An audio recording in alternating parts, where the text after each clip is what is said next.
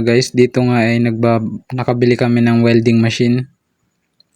Tapos syempre tiningnan namin kung tanso ba yung laman. Kaya nagpatulong ako dito sa kapatid ko para baklasin tong nabili namin na welding machine. Ito pala guys, welding machine na nabili namin ay kulang 60 kilos po yan guys. Mabigat. Wala na siyang kaha, hubad. Siguro yung mga assemble na sinaunang welding machine. Chinek naman namin, puro copper naman. Puro tanso naman yung linya niya. O hindi pa rin namin alam kung may hatian na aluminum. Kaya nga nagpatulong ako dito sa kapatid ko para mabilis naming matapos.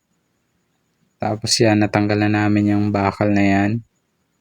Yan, nasa unang transformer niya na maliit. Tapos nung tiningnan namin, sunog na pala guys yung kanyang rewind. Kaya mas madali namin siyang mababalatan. Yan, pinuputol na namin yung naunang transformer na maliit. Yan pala ay tinimbang namin ay 3 kilo mahigit. O hindi ko pa rin alam nung mabalatan na. Ayan nga guys, yun yung makikita nyo yung tanso na solid, yung malapad.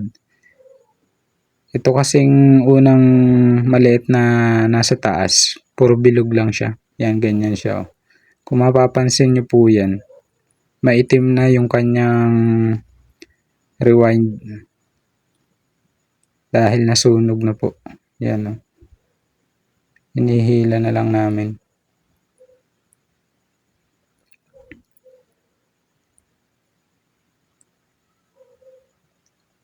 Tapos dito puputulin na namin tong sa pinakang main na transformer niya.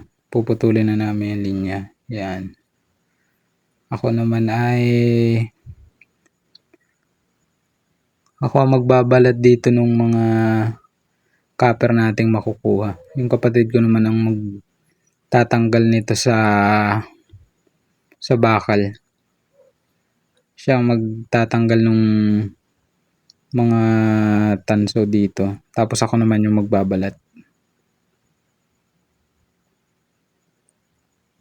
Medyo nahirapan pa nga kami dahil ang tigas guys nung balot niya. Yung ginagamitan namin ng kutsilyo. Yan.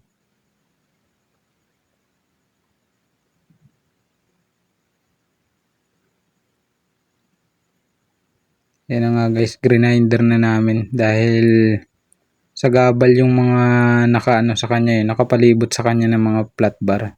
Yan. Para mabilis namin siyang maikot. Nakasagabal tong bakal na ginagrinder namin na yan. Kaya tinanggal muna namin para mapabilis yung trabaho natin. Dito naman sa pagbaklas nito guys, hindi naman kami masyadong nahirapan.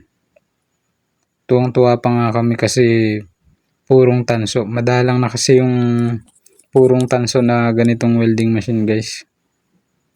Minsan lang tayo makabili ng ganito. Yung mga una naming nabili, hindi na namin nakukunan ng video. Kasi hindi pa tayo nung nagbablog. Marami na rin kaming nabili na ganito dati. Meron kami nakukuha yung iba 26 kilos. Kaya ito naman, hindi naman siya masyadong malaki. Kasi yung iba namin nabili dati, malaki talaga. Halos 3 ganito kalaki. Ito naman, lang maliit lang siya. Yung nga guys, tapos ko na dyang grinder yung bakal. Ito sinisimulan na nung kapatid ko na natanggalin yung mga papel. Yung mga papel tsaka nakabalot kasi ito sa parang tela na telang puti. Matigas na pagka tela. Pwede naman pantali. Yan. Ito nga pala guys, wala na tong cord. Itong nabili namin na to. Kaya sayang kung may cord pa sana na mahaba marami pa ring tanso tayong makukuha. Yan, ito na. Nahirapan pa nga akong tanggalin tong bakal na to.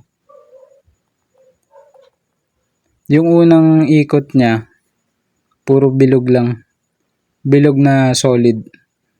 Hindi naman masyadong malaki. Yan, yan. Kung makikita nyo yung hawak ng kapatid ko na yan. Yan. Ganyan guys ang tanso niya. Yung unang ano niya. Yan, bilog siya na solid. Yan, kailangan lang natin tanggalin yung balot. Sa mga hindi pa po nakakapagbaklas ng ganito.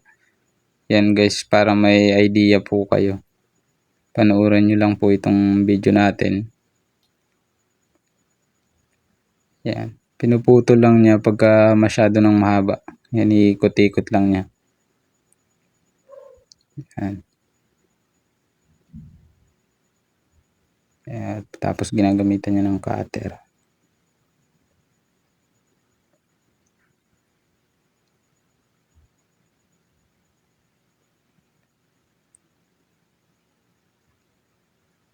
Yung kapatid ko po na yan, namimili din po yan, nangangalakal din. Kaya sanay na rin po siyang magbaklas ng mga ganito.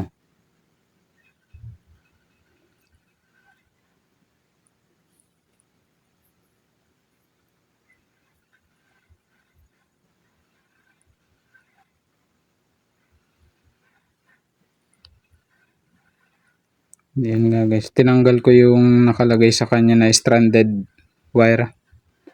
Yung kasi yung ginamit sa kanya sa ano sa ground.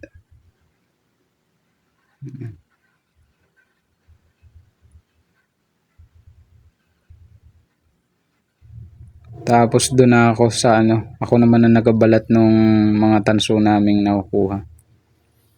Yan guys, kung mapapansin nyo, sunog yung sunog yung pinakang gitna. Kaya sira na po talaga tong welding machine na to. Tapos napabayaanan pa sa ulanan.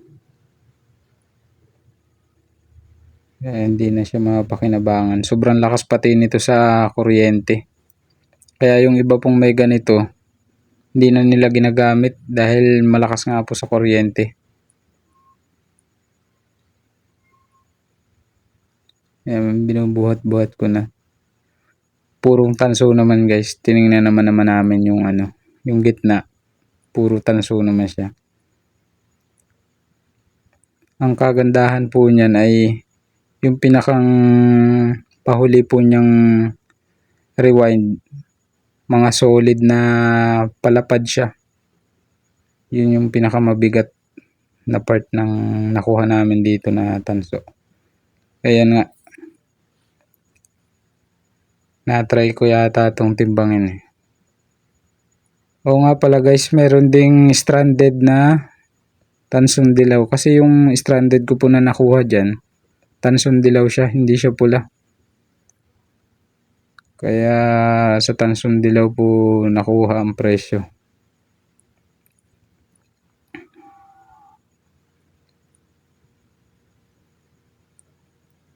Yan, tinatanggal ko po dyan yung outlet. May yan dyan nakalagay na outlet. Tapos dyan na ako na nag-focus sa pagbalat ng mga nakukuha naming tanso. Hindi man ako masyadong nahirapan dahil madali naman pong tanggalin yung balot. Yung iba po, sunog na. O ginagawa ko, pinapagpagan ko na lang.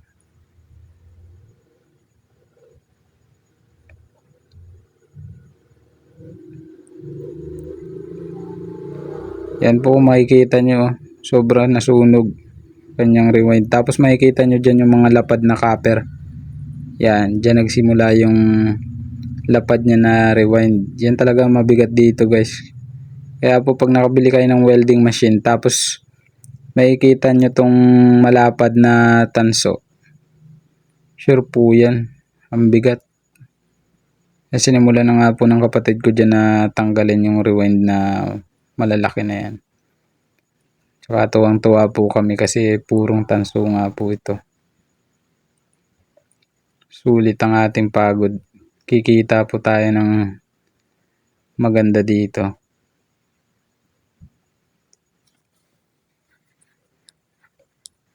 Pasensya na po dahil nagsisigarilyo, hindi po maiwasan.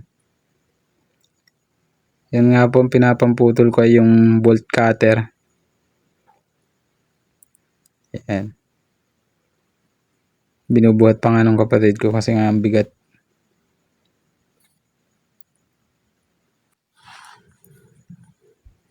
At yan po, unti-unti na niyang natatanggal yung karamihan ng makakapal na tanso. Yung iba naman po dyan okay pa yung balot, pero karamihan nasunog na. Ganito lang po ang buhay ng pamimili po ng kalakal, talagang napakahirap. Bago po kami matapos magbaklas, hindi maiwasan na may sugat ang ating mga kamay. Ayan po makikita nyo, may itim. Yung iba po dyan wala na siyang balot, kaya madali na lang naming nalinis yung mga tanso nito. Yan, inuuna ko nga po dyan yung mga malalaking tanso.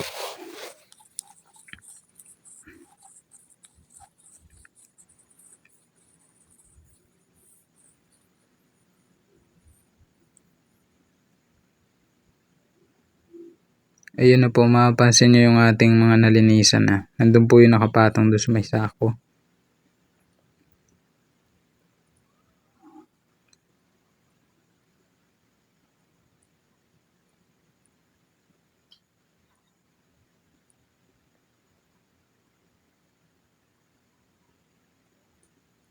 Tinitingnan pa ng kapatid ko kung marami pa yung yan o. Yung pala malapit na matapos. Konti na lang pala.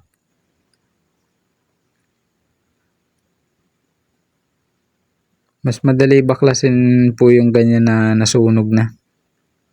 Dahil yung ibang damit niya hindi na nakakapit. Pag kasi yung maganda pang pakakapit po ng damit, matagal-tagal eh. Isa-isahin nyo pong buklatin yung damit. Yung pong binabalot dyan na damit, hindi naman siya ordinary na tela lang. Ano po siya, yung high temperature pwede.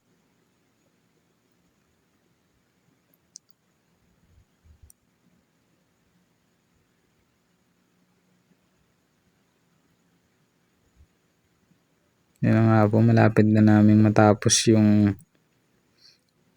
solid na rewind dito sa kabila. Higit-higit na nung kapatid ko.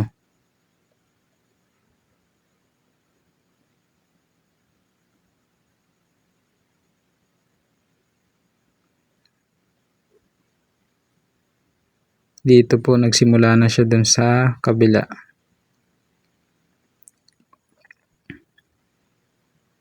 Natanggal na rin niya yung mga parang mga papel. Nakakahiya naman po ipakilo natin pagka marami pang dumi yung bakal.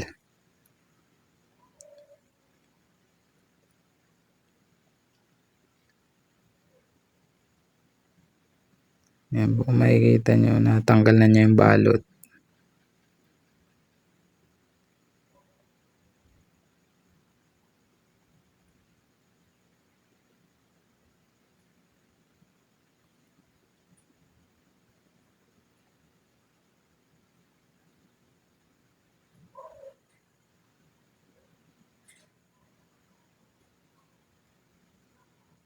Marami pa po siyang tali. Bukod pa yung mga nakabalot na pangibabaw niya.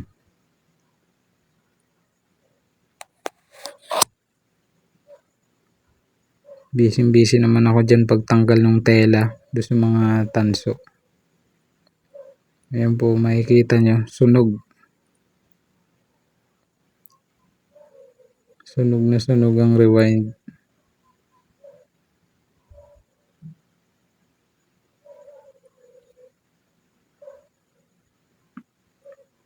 Nanggigigil na yung kapatid ko, pinipersa na ng higit eh.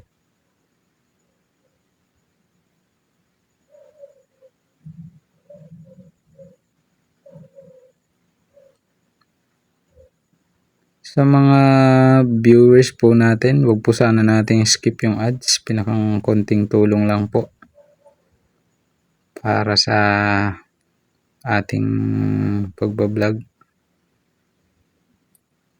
Tsaka po doon sa mga bago nating viewers, sana po ipalambing naman ang inyong suporta sa ating YouTube channel. Marami pa po tayong video na pwede nyo pong mapanood para mabigyan naman po kayo ng mga idea, lalo na po dun sa mga nagsisimula pa lang sa pag-junk shop. Dito nga po ay halos puro wala ng tela yung nakukuha ng kapatid ko. Mas madali.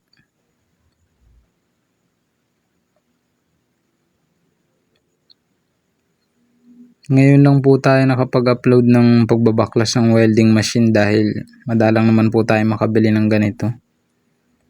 Yung iba pong welding machine namin nabibili, mga aluminum na po ang rewind. Minsan hindi ko na na-upload.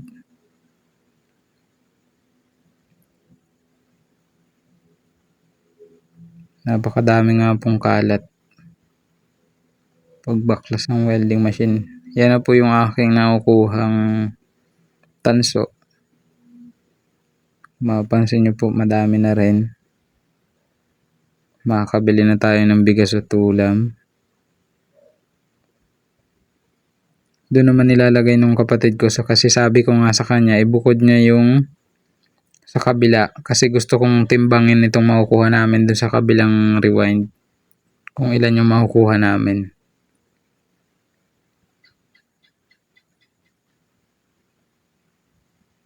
Hindi pa po namin nasisimulan tanggalin dyan yung sa maliit na nasa taas.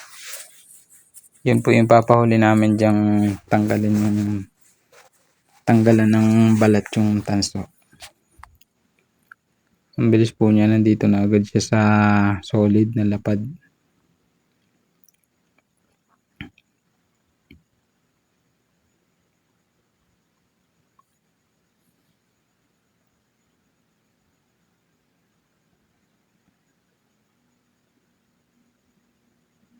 Ang dami pong kalat pagbaklas ng welding machine.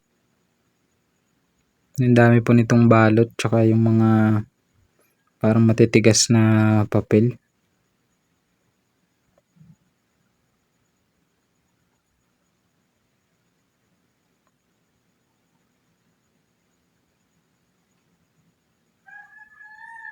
Busy po tayo dyan pagtanggal ng tela ng mga tanso.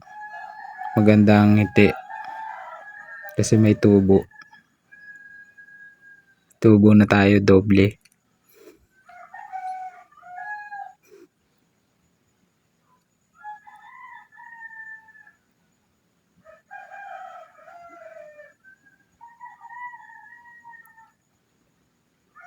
Yan na po guys, tapos ko ng balatan yung kabila, titimbangin ko po yan kung ilan yung makukuha ko dyan. Sa mga supporters naman po natin, pakitapos naman po ng ating video. Pinakang tulong nyo na rin po sa akin. Malaking tulong na po yan. Salamat po.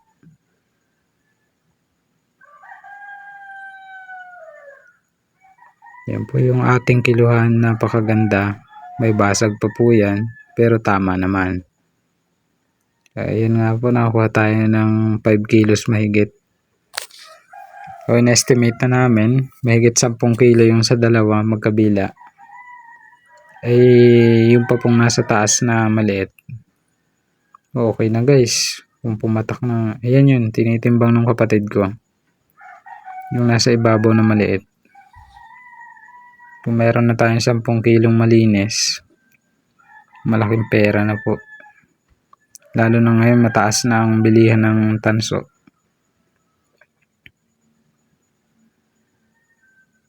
Pataas po ng pataas ang presyo ngayon ng tanso.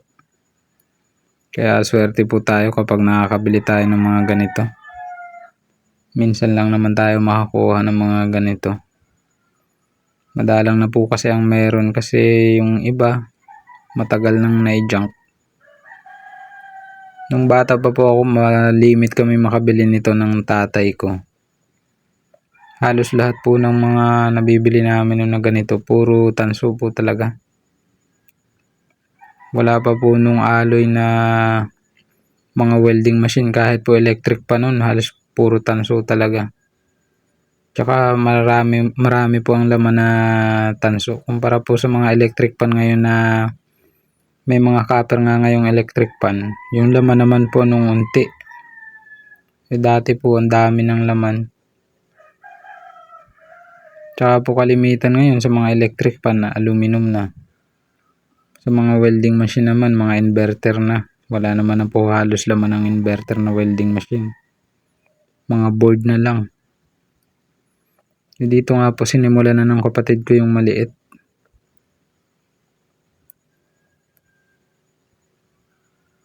Parang mas nahirapan pa siya dyan sa maliit nito eh.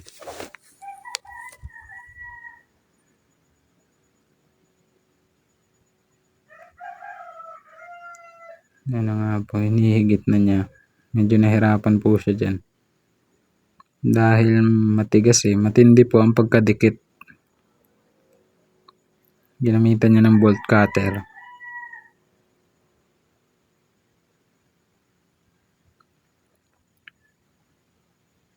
Ganyan lang po ang pagbaklas. Huwag na po nating silabin.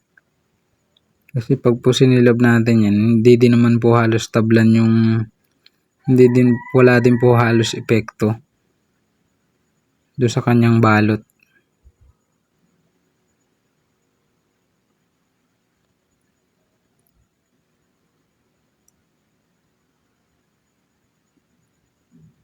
Natagalan nga po siya dyan sa maliit na yan. Lalo na dun sa paunang ikot niya. Ang tigas kasi ng pagkadikit ng mga tela. Tapos parang may nilalagay pa sila dito na ewan ko ano nilalagay nila dyan kaya nagiging kulay pula. Para pampadikit siguro ng husto.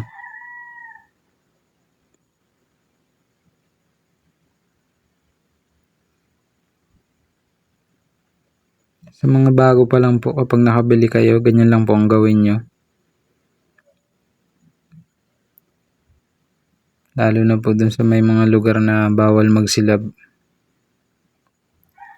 So pag nagsilab tayo ng tanso, napakatindi po ng amoy niyan. Tsaka sobrang itim ng usok, lalo na yung sa mga wirings. Ayan nga po, natanggal niya na yung pinakang balot.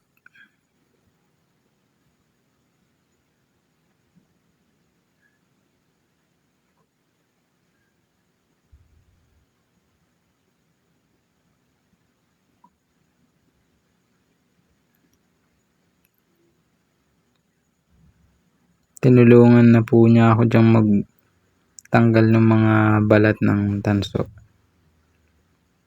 Tapos niya na pong tanggal sa pagka-rewind yung mga tanso, pati dun sa maliit. Yung maliit ang tinatanggalan niya para matimbang din namin kung ilang kilo. Kung mapapansin nyo po, pinapagpagan lang niya.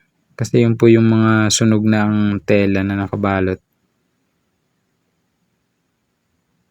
Mas madali po kapag sunog na.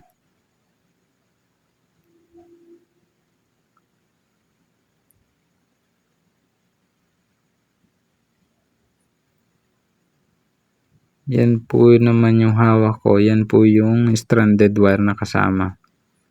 Tansong dilaw nga pala yan, mga ka-junk shop, no? Yung hawak ko na yan. Sisilabin ko yun. Pero pag silab ko, hindi ko po in-expect tansong dilaw siya. Yan na po nilululun na nung kapatid ko. Nakuha niyang tanso doon sa maliit na rewind.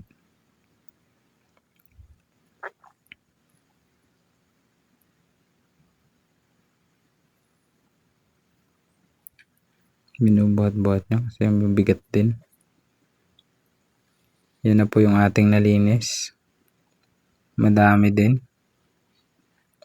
Sa mga nagtatanong kung magkano pong bili natin dito, pinalitan ko lang po ito ng mga tools. Yan na po, titimbangin na ng kapatid ko kung ilan yung makukuha naming tanso, lahat-lahat. Pasensya na po kayo sa kiluhan, walang tapadera. Kaya napakahirap magtimbang. Tsaka pang 10 kilos lang po siya.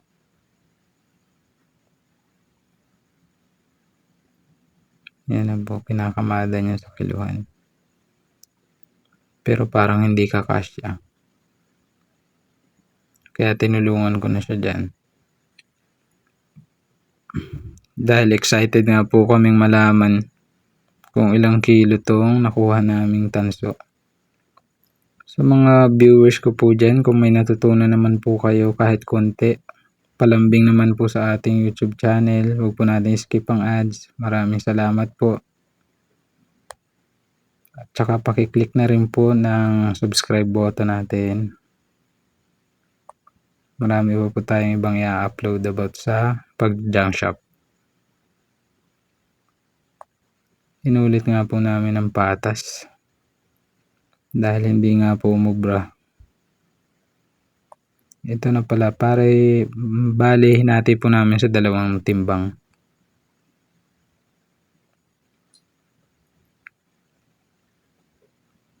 Nakakuha po kami dito ng mahigit 13 kilos.